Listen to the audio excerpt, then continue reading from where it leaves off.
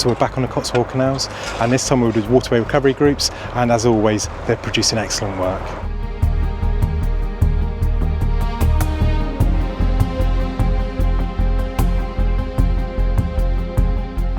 Today we're on the Cotswold Canals, and behind me is Waymore Lock, and this is a partially restored lock. It's going to need a bit of work doing still, but this is on the eastern end of the canal. Now, if you know the Cotswold Canals, then you'll know that it's been done in phases, and all the stuff I really cover has been on the western end, where they are currently completing major projects. John Robertson Lock is a project going on at the moment. There's the whole missing mile section going on through there, but this here, actually where we are now, is phase 3, and we're going to walk down into phase 2, which is just on the other side of a bridge there, and show you why they're doing this project in stages. For a start, it's a massive project. The section behind me has probably close to 30 locks in, and as well as the massive Sapperton Tunnel, which I've covered before. Now, this is going to take a significant amount of work to do. So they're doing phase 1, which is progressing, and maybe 5 years maybe done, and that is going to connect the canal to the network at Seoul Junction, connecting it to the Gloucester and Sharpness Canal. Then they're going to do the eastern end, which is going to be connected to the River Severn at Inglesham, where the Trust have a bit of land there. They've got some locks, and lots of restoration has been going on there in small stages. They have, I would say most of the structures in that area have been worked on in some capacity, which is going to make the next stage much simpler when they come to actually doing it, because when the bridges and the locks and stuff are done, then you've just got to do the canal bed in between. That is obviously dependent on landowners and stuff, so it isn't a foregone conclusion, but hopefully things can be worked out with amicable landowners and it can all be done. It's full of quarries here, and the whole area's flooded. The River Thames runs through here, and I believe feeds all of these lakes around here. It's the very start. The source of the Thames isn't that far away from here. It's actually by the canal, up near the tunnel, and I will cover that one day. So this whole area has been completely dug out and changed and altered over the years, and has turned into quite a beautiful nature area actually. The quarries have been flooded, so they're all lakes, and the environment around here is spectacular.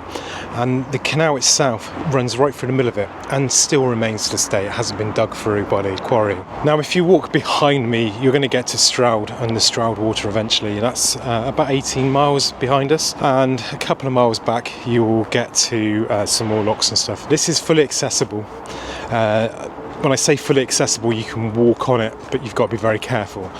If you know the area, you'll know it's full of roots. I've got 2 young children, 5 and 6, and it wasn't that long ago we were in pushchairs with them, and it was very difficult to find places around here to walk around with the kids. You've got here, look, you can see where the roots are sticking up. Now behind us, that is even worse. It's terrible up there, and you just can't get a buggy through. So despite this being a really active area, you've got the Cotswold Gateway right to the side of us here, which has a go outdoors and restaurants and stuff. You've got hotels, you've got water sports going on all around us. The paths are terrible. They are really bad, and there are no accessible paths in this area. Now, the Cotswold Canal Trust want to change that, and part of that is to upgrade the tow paths. Now, when you're restoring a canal, it's very important to get the tow paths in early, because you raise awareness for the canal, so people will walk down those tow paths. Oh, what's this? Do a bit of Googling, look at the signage you've got on. If you look down through here, there's signs everywhere from the Cotswold Canal Trust telling you what it is. So get those tow paths in, raise awareness, raise funds. That's the general feeling. So the Cotswolds are working down here now, and if you look ahead of us, they are building these new tow paths through.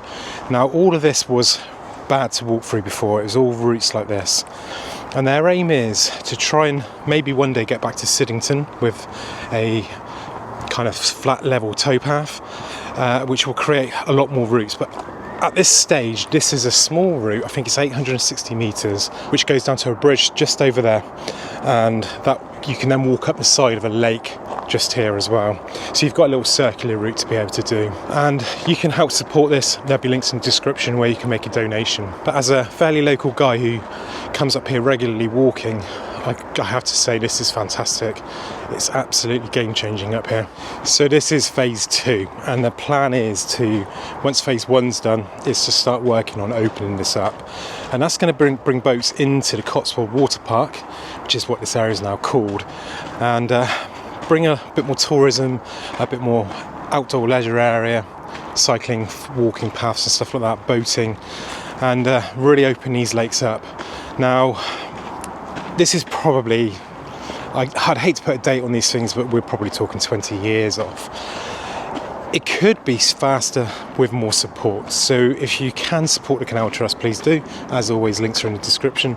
Or if you're local and you want to help out, they're always looking for volunteers. But we're going to take a bit of a jump now across to another area we've covered before at Latton Basin. Now that's probably a mile or mile and a half down that way. And there's lots going on there now with the WRG groups down there as we speak.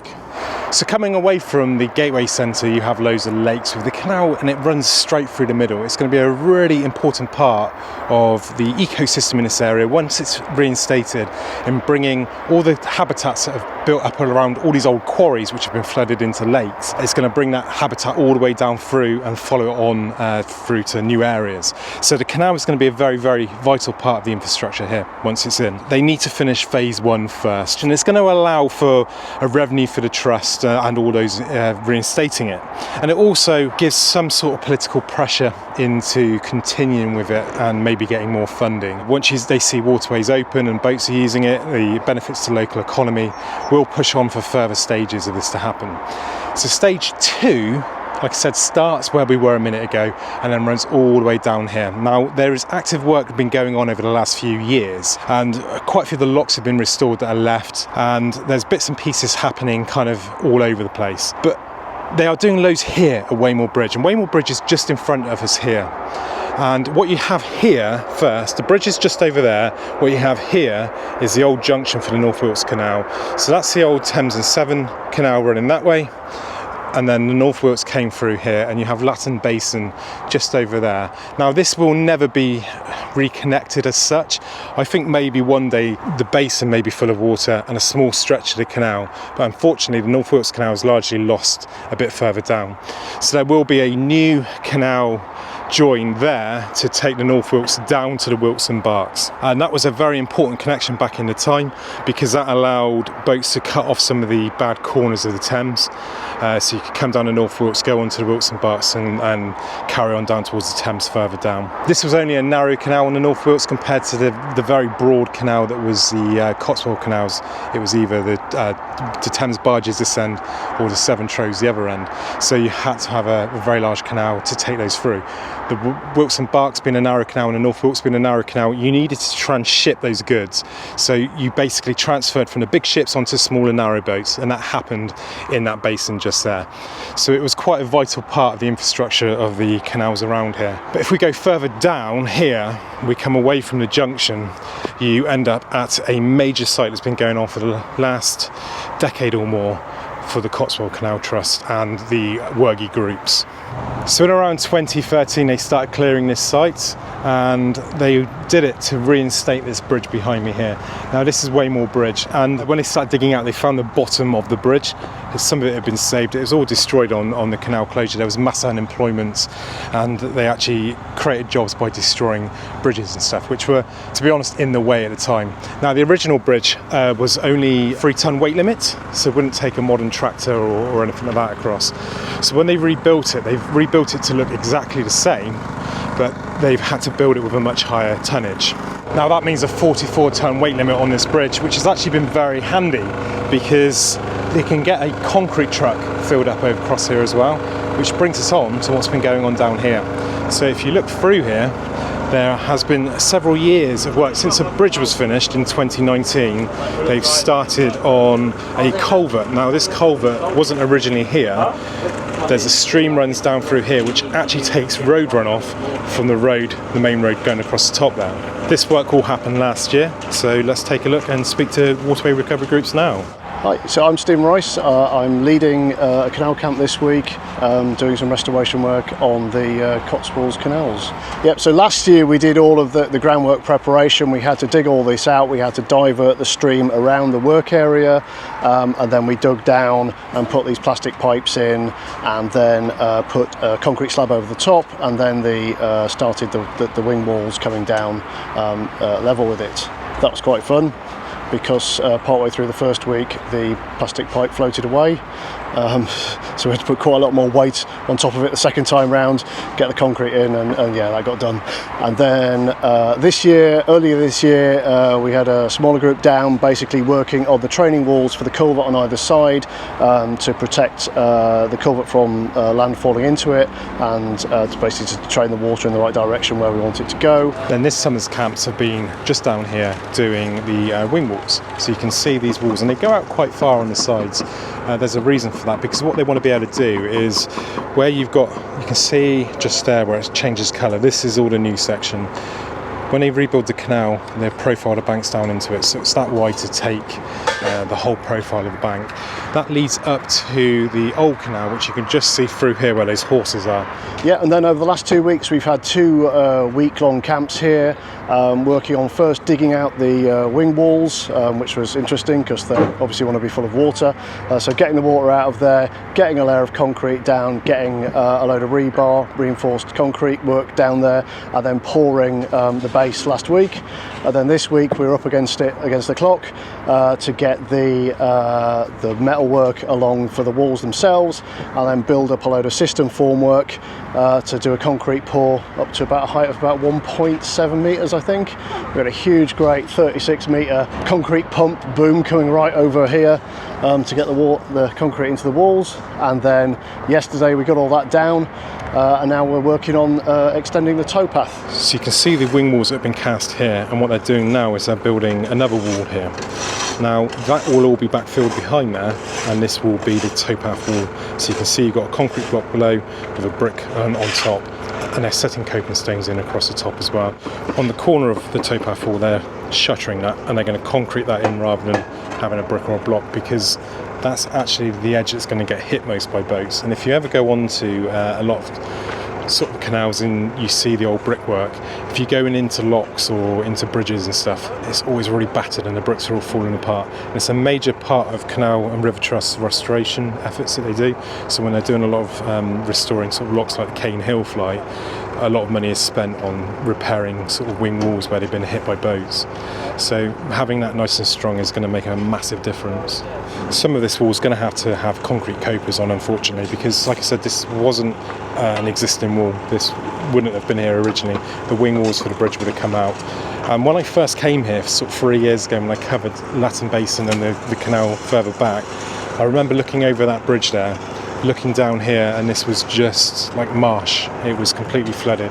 So that channel going across, taking that water through, was done so they could carry on with this work. And they do struggle with water on this site. This whole area around here will do with sort of natural drainage from the canal. It will help massively. As always, please do support the Waterway recovery groups. They're doing excellent work. You can get on these canal camps. As you can see, they go all over the place. We've just done Lichfield.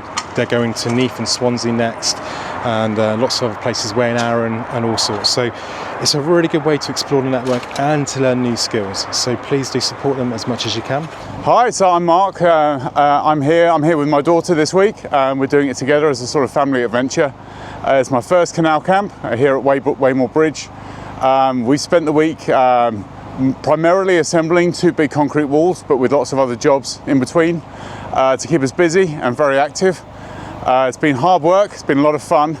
Loads of people coming together to work as a team, doing something really, really different. A nice mix of people who have background in this area and people who have no background in this area, which includes me. So I've learnt loads of new skills, met some really nice people, and we've had a really, really good time. Thoroughly enjoyed it, would recommend it. I'm Holly Roberts, and this is my first camp. I've done it with my dad, and yeah, I mean, people have been welcoming, and yeah, that's it. Join up and sign up for Navies, which will be in the description. It's an excellent magazine and it only costs £5 per year. You can pay more if you like to. It really is a lovely spot around here with all the lakes and stuff. It's well worth a visit. You can do some lovely walks from the Gateway Centre and taking the canal, some old railways and some lakes and all sorts. So have a look at Marilyn True's maps. She makes lots of maps of the Wilts and Bucks where you can do lots of walks and stuff as well. So she's well worth following on Facebook. Okay, so I'm John Allen. I'm one of the trustees of the Canal Trust, and my role is Development Director, Eastern Thames and Severn, which in reality means I'm looking after everything this side of the tunnel, while all the major project work's going on 1A and 1B, the other side of the tunnel. We're working on this location because about 12-15 years ago, we had the opportunity with a very benevolent landowner to do work on this site. Access around here is quite difficult normally because it's tied up in farmland, etc., etc. So we started work on the site, particularly because it's well used by walkers in the area. So we get lots of kind of free publicity. If people come along and they say, oh, what are you doing here? Why are you doing it? When's the canal going to be reopened? So it's a great PR location for us. And as I said, we've been working on it for 12 or 15 years. We've had massive support from Worgies during that time. The project would have been impossible to have achieved with just our own volunteers.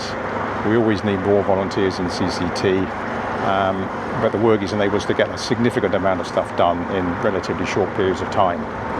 And through the duration of the time they've been coming here, I think they've probably been 9 or 10 different work camps, culminating with what they're doing here now, which is finishing off the wing walls either side of the canal channel, which is supporting a small culvert underneath the canal to pass a small drainage stream through. And when they're finished here today, there's another couple of groups coming down in 2 weeks' time, Kesga and London, and they'll be doing some landscaping work on site here to finish backfilling behind these new walls, open up the channel, so it kind of looks a bit like a canal. And that's probably going to be the extent of what we're going to do for a while. Leave this site and then start focusing on some of the other stuff we need to do a bit further upstream, all as part of the Phase 2 project.